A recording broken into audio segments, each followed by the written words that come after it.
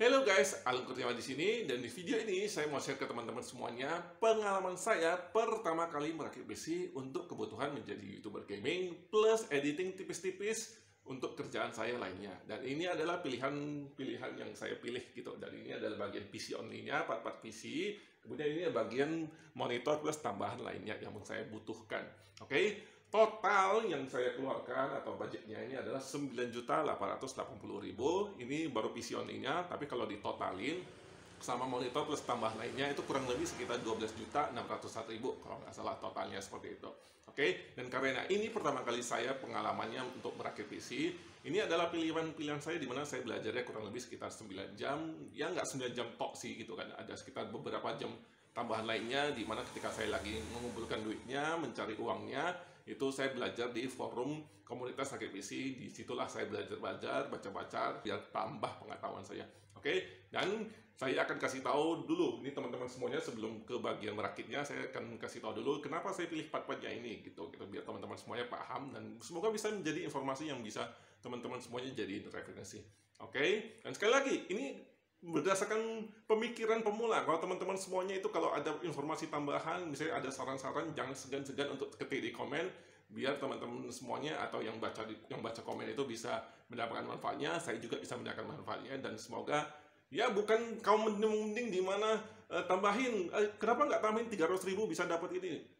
Problemnya budgetnya benar-benar mepet, nggak bisa nambah itu, nambah budget nggak bisa gitu, benar-benar budgetnya mepet dan segini aja yang bisa saya dapatkan. Ya, pertama adalah CPU, saya pilih Ryzen 5 5600. Ketika saya bertanya di forum rakit PC, mereka mengatakan bahwasanya kenapa nggak pilih Gen 12 i3 aja. Nah, jadi teman-teman semuanya, karena saya mau menjadi YouTuber gaming, di mana spesifiknya itu saya mau menjadi YouTuber mobile gaming, di mana saya pakai emulator Android, katanya itu butuh core-nya banyak, apalagi kalau emulatornya bukanya banyak gitu. Jadi i3 Gen 12 itu core-nya kan cuma 4. Jadi kayak saya nggak yakin apakah bisa gitu loh ketika saya dipakai buat untuk buka emulator, kemudian juga ngerekam layar, kemudian juga merekam wajah saya, itu apakah 4 core cukup atau enggak? Saya nggak yakin. Karena saya nggak yakin cukup atau enggak, ya sudah sekalian saya pilih 6 core deh. Pasti istilahnya 6 core itu ya pasti cukup deh, masa nggak cukup sih 6 core. Jadi pilihan saya adalah Ryzen 5. Kenapa nggak pilih Intel i5 yang generasi 11? Karena saya pilih VGA-nya ini AMD RX 6600, ya jelas sekalian aja kayak istilah benar-benar kubu merah gitu. Katanya juga ada fitur Smart Access ya kalau nggak salah, karena ini GPU-nya AMD, ininya juga CPU-nya juga AMD. Jadi inilah pilihan saya, CPU-nya Ryzen 5 5600, di mana saya belinya itu dengan seharga 2.315.000, itu udah dengan ongkos kirim ya. Jadi teman-teman semuanya mungkin bisa 2.300.000, bisa lebih, bisa kurang tergantung dari ongkos kirim. Oke, ini Ryzen total. Sekarang part yang kedua adalah motherboard. Saya pilihnya B550M HDV. Dan sebenarnya kalau saya boleh jujur, saya pengen pilihnya itu yang Pro 4 gitu deh. Jangan yang paling bawah gitu, paling basic, karena ini basic banget gitu. Tapi budgetnya mepet gitu loh, budgetnya mepet banget. Dan ini saya belinya di harga 1.305.000 itu dengan ongkos kirim. Kalau saya mau beli yang Pro 4 harus nambah sekitar 300.000 atau 400.000, nggak ada budgetnya gitu. Jadi saya pilih yang ini, yang basic, di mana saya pilihnya B550M, B550M karena sudah support PCIe 4 di ya ini gitu. Dan yang paling penting ini ada ininya. Jadi ini benar-benar nggak usah update BIOS lagi. Jadi untuk pertama kali rakit PC ini pasti ini dulu nanya ini gitu kan. Udah bisa support langsung nggak? Atau BIOS-nya udah terupdate nggak untuk bisa dipasangin dengan Ryzen 5 5600? Oke, saya pilihnya ini. Dan sebenarnya kalau saya mau milih upgrade, mungkin yang saya upgrade duluan yang ini, motherboardnya saya ganti duluan ini karena ini basic banget. Tapi ya budgetnya segini, udah pilih ini aja. Tiga adalah GPU-nya, saya pilih RX 6600. Di sini saya budget GPU-nya adalah di angka 3 jutaan sampai 3 jutaan deh, nggak sampai 4 juta karena nggak muat gitu. Ini saya belinya seharga 3.643.000 dengan ongkos kirim. Ini sebenarnya saya pilihannya sih kalau yang paling mau saya pilih itu adalah RTX 3060 gitu kan. Tapi karena budgetnya nggak ada, paling nggak saya pilih deh untuk kemampuan gamingnya yang paling mendekati 3060 ya ini gitu, lumayan gitu, value banget gitu. Jadi saya pilihnya ini. Dan karena mungkin teman-teman semua mikir gitu, kalau buat mobile gaming Android emulator Android RX 6600 apa nggak berlebihan? Kenapa nggak 1650 aja udah cukup? Nah, jadi saya mikirnya kalau kedepannya saya nggak main di mobile gaming, saya mainnya di game AAA. Nah, paling nggak saya bisa kuat gitu, GPU-nya kuat untuk menjalani game AAA itu dengan dimana kualitas settingnya itu paling nggak ya high deh, high gitu. Biar kalau bikin videonya atau kontennya itu nggak burik-burik banget gitu gameplay videonya gitu. Jadi saya pilihnya RX 6600 di mana ya kita lihat deh kalau dipakai buat streaming, di mana saya juga berniat untuk streaming bisa atau nggak. Kalau lancar ya sudah, saya sekarang streaming dengan kali ini.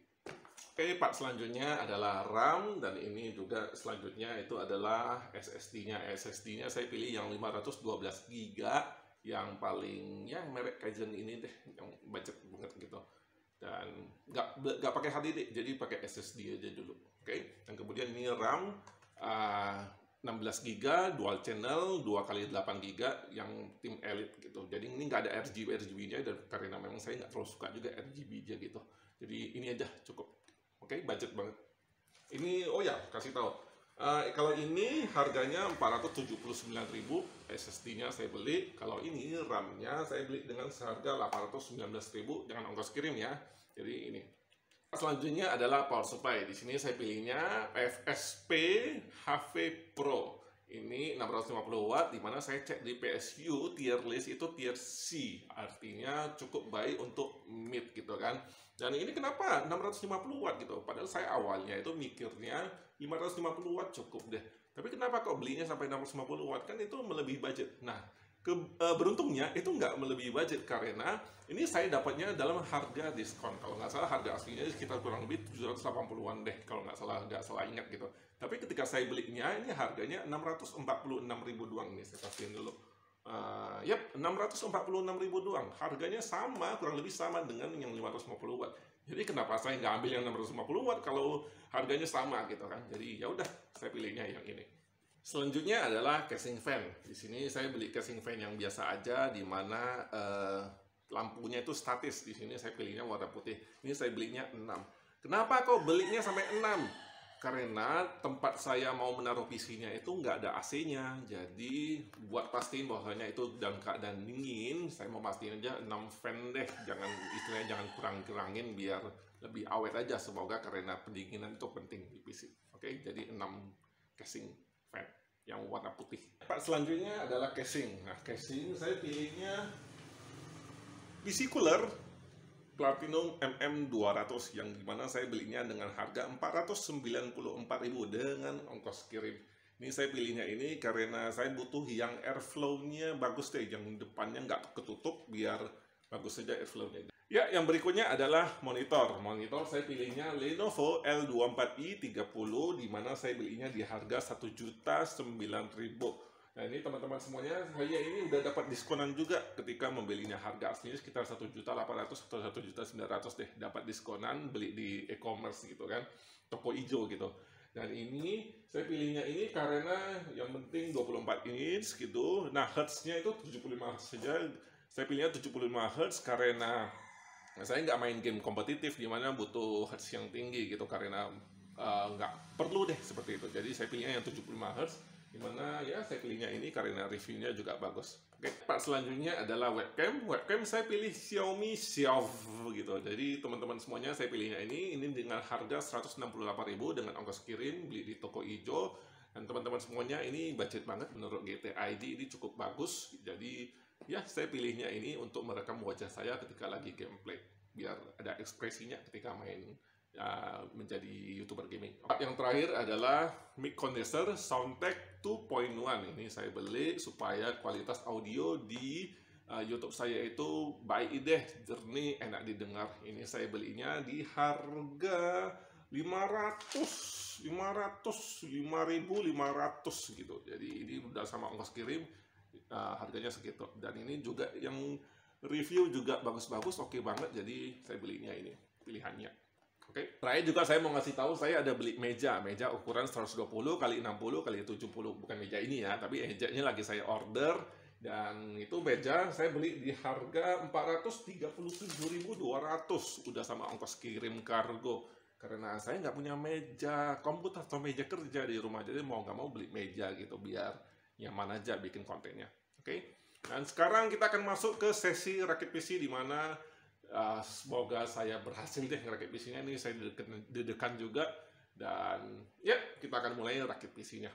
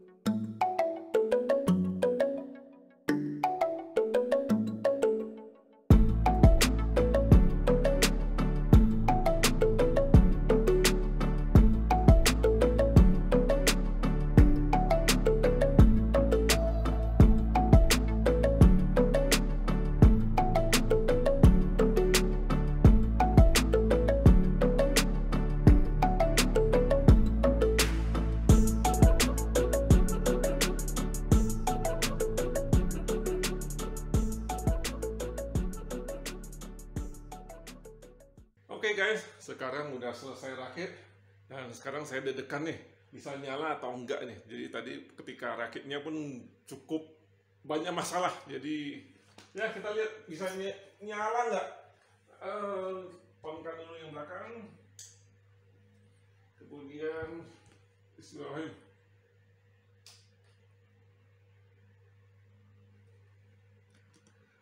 Nyala kah?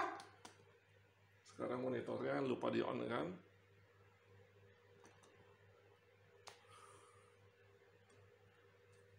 Pokoknya kalau ada tanda katanya ya Y, press Y atau no, berarti nyala. Kalau katanya itu Ryzen-nya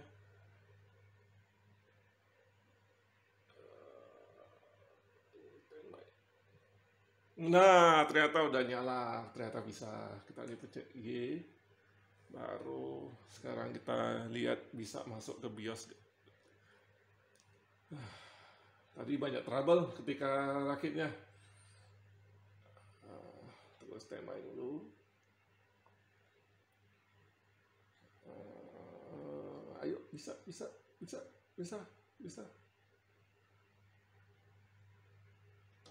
Mari kita tunggu.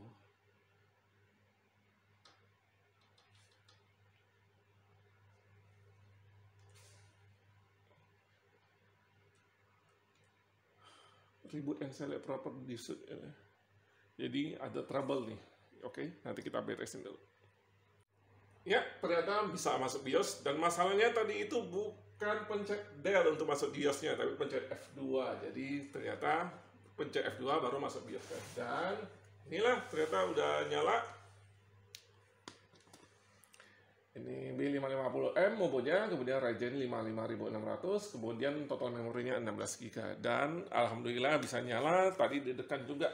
Sempat ada trouble, banyak trouble, nggak tahu mungkin bisa nyala atau enggak, ternyata bisa nyala. Nah, kemudian nanti setelah ini saya cek deh soal suhunya dan lain-lainnya sebagainya, dalemannya itu gimana. Oke, teman-teman semuanya, terima kasih sudah tonton sampai akhir. Semoga video ini bermanfaat buat teman-teman semuanya. Dan sampai jumpa di video berikutnya, di mana videonya udah pasti tentang game. Oke, teman-teman semuanya, dadah!